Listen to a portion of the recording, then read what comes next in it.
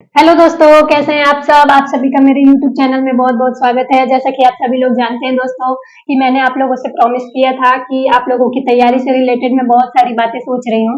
तो उन सब चीज़ों पे मैंने बहुत सोचा और मैंने सोचा कि स्ट्रेटेजी से रिलेटेड वीडियो मैं अगर डालती हूँ तो स्ट्रेटेजी के लिए तो आप बहुत सारी वीडियो यूट्यूब पे देख सकते हैं। मैं सोच रही थी कि कुछ ऐसी बातें बताई जाएँ आप लोगों को जो बेनिफिशियल भी हो और आप लोगों को वो तैयारी में रहने के लिए लॉन्ग टाइम तक आप लोगों को मोटिवेट करे।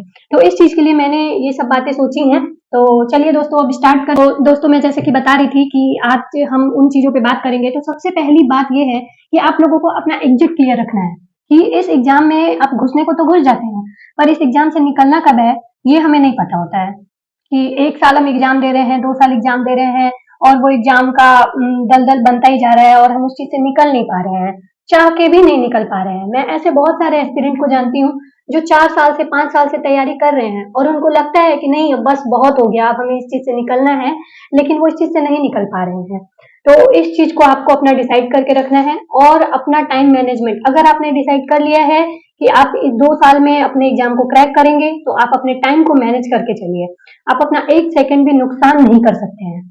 अगर आप प्रोडक्टिव चीजों में अपने टाइम को लगा रहे हैं तो ठीक है, लेकिन अगर आप ऐसे आपको पता है कि आप टाइम वेस्ट कर रहे हैं, जैसे शॉर्ट्स देखना हो गया, आप 30 सेकंड के शॉर्ट्स देख रहे हैं, फिर 30 सेकंड के फिर स्क्रॉल कर रहे हैं, उसमें वो बहुत हार्मफुल है, वो चीजें हमें बहुत ज्यादा इफेक्ट कर रही हैं और हमें पता भी नहीं चल पा रहा है। सबसे बड़ी बात ये है कि वो चीजें हमें पता भी नहीं चल पा रही हैं। तो आपका 1 घंटा 2 घंटा कैसे बर्बाद हो रहा है ये आपको नहीं पता चल पा रहा है। और टाइम मैनेजमेंट की बात तो हो ही गई, कैसे आप स्ट्रेटेजिक तरीके से अपनी तैयारी को आगे बढ़ा सकते हैं और इस बारे में भी हम बात करेंगे। जैसे कि मॉक कब दें, कितने मॉक दें। और बहुत सारे लोग तो कहते हैं कि मॉक नहीं दिया तो सिलेक्शन ही नहीं होगा। मैं ऐसे भी लोगों को जानती हूँ जिन्होंने एक भी मॉक नहीं दिया और उनका सिलेक्शन हुआ है। तो ये सब फालतू की बातें हैं, अभी हम आगे इसके बारे में बात करेंगे। एग्जिट क्लियर करने से मेरा मतलब ये है कि आप डिसाइडेड रहिए कि अगर मैंने डिसाइड किया है, अगर हम एग्जाम के पहले दिन जिस दिन हम तैयारी में घुसते हैं उसी दिन से हमें ये डिसाइड करना है कि हाँ, 2 साल से ज्यादा मैं इस एग्जाम में नहीं दूंगा। अगर मैं 2 साल इस एग्जाम के लिए तय करके चल रहा हूँ तो उसके एक एक सेकंड को, 2 साल के एक एक सेकंड का मेरे पास हिसाब होना चाहिए कि मैंने ये किया है और इस चीज से मुझे ये फायदा हुआ है। आपको ये चीज ये नहीं कि भेड़ चाल की तरह आप जो सब कर रहे हैं आप उसमें लगे हुए हैं। इस तरीके का स्ट्रेटेजी मैं आज आपको नहीं बताऊंगी। और आज एग्जिट करने के लिए मैं आपको क्यों कह रही हूँ, मैं क्यों नहीं चाहूंगी कि आपका सिलेक्शन हो। मैं एग्जिट करने के लिए आपको इसलिए कह रही हूँ कि आपको महाभारत के अभिमन्यु भी याद हो गए। महाभारत के अभिमन्यु को भी चक्रव्यूह में घुसना पता था लेकिन निकलना नहीं पता था, तो वो रणभूमि में हारे, धराशायी हो गए। बेशक उनकी वीरता का हम लोग तारीफ करते हैं, लेकिन हमें हमें सिलेक्शन लेना है। हमें वीर होकर के शहीद नहीं होना है इस एग्जाम में। हमें क्या करना है, हमें सिलेक्शन लेके इस एग्जाम के दलदल से बाहर निकलना है। तो इस चक्रव्यूह से बाहर निकलने का एक ही तरीका है कि आप अपनी रणनीति को पहले से ही अच्छे से बनाकर चलें। ये नहीं कि हम चक्रव्यूह में घुस गए और हमें उसका निकलने का तरीका नहीं पता है। और अभिमन्यु के सामने वो मजबूरी थी कि उन्हें घुसना पड़ा, नहीं तो वो भी शायद बिना रणनीति के उस चक्रव्यूह में नहीं घुसते। तो आपको भी ये चीजें डिसाइड करके चलनी पड़ेंगी। और दूसरा पॉइंट ये है दोस्तों कि टाइम मैनेजमेंट से मेरा मतलब ये है कि जैसे कि हमें रियल एग्जाम भी क्विज के फॉर्म में देना है और टेस्ट भी टेक्स्ट बुक पे जितने सारे होते हैं वो हमें क्विज के फॉर्म में देना है। तो जितने भी हमारे प्रैक्टिस के फॉर्मेट होने चाहिए वो हमें क्विज के फॉर्म में ही प्रैक्टिस करना चाहिए। जैसे हम खाना खा रहे हैं तो 10 क्वेश्चन की क्विज लगा ली, जब वॉकिंग कर रहे हैं 10 क्वेश्चन की क्विज लगा ली। ऐसे हमें अपने टाइम को यूटिलाइज करना पड़ेगा। ये नहीं कि शॉर्ट्स देख लिया, चलो अब बहुत पढ़ लिया आधा घंटा, अब शॉर्ट्स देख लेते हैं। नहीं, उस शॉर्ट्स के टाइम को आपको अपने क्विज के टाइम में कन्वर्ट करना ही पड़ेगा। तो टाइम मैनेजमेंट आपको धीरे धीरे खुद से ही सीखना पड़ेगा। और बहुत सारे लोग ऐसे कहते हैं कि मॉक डेली दें। मॉक डेली उन लोगों के लिए है जिनकी तैयारी एकदम पीक पे है। समझ रहे हैं आप लोग, जैसे जिसके खुद ही 80 से 100 नंबर आ रहे हैं, वो डेली मॉक दे करके क्या करेगा। तो सबसे बड़ी बात यह है कि डेली मॉक हम दे क्यों रहे हैं, पर्पज क्लियर होना चाहिए मॉक का। मॉक का पर्पज क्या है, आपकी गलतियों को दिखाना है। मॉक का पर्पज यही है, आपकी गलतियों को दिखाना मॉक का पर्पज है और मॉक के पर्पज को आपको समझना पड़ेगा। देखिए दोस्तों, मुझे तो 2 साल लग गए मॉक का पर्पज समझने में। मैं पहले डेली मॉक देती थी और बेहिसाब मॉक देती थी और मुझे ऐसा लगता है कि अगर उस मॉक की जगह पे मैंने अपनी गलतियों को एनालाइज किया होता तो शायद मैं बहुत पहले ही 170 प्लस मार्क्स लाने लगती। लेकिन मैंने अपनी गलतियों को एनालाइज ना करने के बजाय बस मॉक पे मॉक दिए।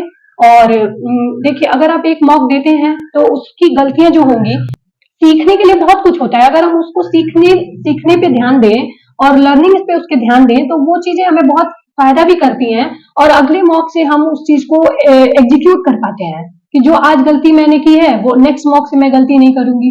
तो ये चीजों पे आपको ध्यान देना पड़ेगा दोस्तों। और डेली मॉक से मुझे ऐसा नहीं लगता है कि बहुत आपकी स्पीड बन जाएगी। डेली मॉक से यही हो सकता है कि अगर आपको वो चीजें आ रही थी तो आते हुए क्वेश्चन को ही आप रिपीट कर सकते हैं। ये होगा डेली मॉक से। डेली मॉक उन लोगों के लिए बिल्कुल नहीं है जिसके 80 से 100 नंबर आ रहे हैं। जो भी फ्रेशर्स हैं जिनके 80 से 100 के बीच में नंबर आ रहे हैं, वो या तो अल्टरनेट डेज पे मॉक दीजिए या तो 3 दिन पे एक मॉक दीजिए। क्योंकि अगर आप 3 दिन पे एक मॉक देंगे और उस 3 दिन में आप अपनी गलतियों पे काम करेंगे, आप सीखेंगे, जो चैप्टर आपका नहीं आ रहा था उस चैप्टर को आप कवर करेंगे। अगर आपका सिलेबस कंप्लीट नहीं है तो आप सिलेबस को कंप्लीट करेंगे, जीएस को रिवाइज करेंगे, इंग्लिश को पढ़ेंगे। तो ये चीज आपको बहुत ज्यादा फायदा करेंगे। और जब आप अगला मॉक देंगे तो उसमें आपको बहुत ज्यादा ये चीज दिखेगी, इसका प्रॉफिट, कि हाँ डेली मॉक से उतना फायदा नहीं हो रहा था। तो मैं ही ऐसी पहली इंसान हूँ यूट्यूब पे जो आपको बोल रही हूँ कि डेली मॉक मत दो। और डेली देखिए, मॉक का आपके जब स्कूल में टेस्ट होते थे तो क्या वो डेली टेस्ट होते थे? नहीं ना, डेली टेस्ट नहीं होते थे। टेस्ट ये क्यों लिया जाता है, इसका पर्पज समझिए। टेस्ट इसलिए लिया जाता है क्योंकि आपका एनालिसिस हो सके, आपका इवैल्यूएशन हो सके कि आपने कितना अचीव किया है, कितना आपने रिवाइज किया है। तो इस चीज पे थोड़ा सा ध्यान दीजिए। आप लोग लर्निंग पे काम कीजिए और लर्न करते रहिए, सीखते रहिए। और आगे की गलतियों को सब एनालाइज करके, और बेशक आप अच्छा प्रयास करेंगे। और अगर आप इस चीज को फॉलो करना चाहते हैं तो फॉलो कर सकते हैं। Otherwise you can try your own way. और लास्ट पॉइंट ये है कि देखिए, आपको केवल प्री तो क्वालिफाई करना नहीं है, आपको मेंस भी क्वालिफाई करना है, टाइपिंग भी क्वालिफाई करना है। और आपका रियल एम क्या होना चाहिए? आपका रियल एम ये होना चाहिए कि आप जॉब लो। ये नहीं कि प्री में मेरे 170 नंबर आ रहे हैं और मेंस में जाके मैं ठप हो गई। ये तो मेरा रियल एम नहीं था। मेरा रियल एम तो था कि मेंस में मैं अच्छा करूं। तो मेंस में आप अच्छा तभी कर पाएंगे जब आपका जीएस और इंग्लिश अच्छा होगा। तो आपको अभी से जीएस और इंग्लिश पे ध्यान देना पड़ेगा। और इंग्लिश के लिए आप डेली रीडिंग करिए और जीएस आप डेली रिवाइज करते रहिए। मैंने तो मतलब जैसे लोग मेरी स्ट्रेटेजी पूछते हैं तो मेरी स्ट्रेटेजी तो ये थी कि जितना मैं सब सब्जेक्ट को पढ़ती थी ना, उतना अकेले मैं जीएस को पढ़ती थी। फिर भी इसलिए नंबर अच्छे नहीं रहे जीएस में, मेंस में। तो वो अलग बात है, लेकिन मैंने मेहनत की है, ये मुझे पता है। तो इस चीज से मैं दुखी भी नहीं हूँ। मैं आगे भी कोशिश करूंगी कि मैं अच्छा करूं। तो यही सलाह मैं आपको भी दूंगी कि आप लर्निंग्स पे फोकस करिए, ना कि मॉक पे, कि डेली मॉक पे मॉक दे रहे हैं और नंबर हमारे इंक्रीज हो ही नहीं रहे हैं। तो इस चीज पे थोड़ा सा ध्यान दीजिए। अगर आपको मेरी बातें अच्छी लगी हो तो चैनल को सब्सक्राइब जरूर कर लेना दोस्तों। और टाइपिंग के लिए भी आधा घंटा देते रहो।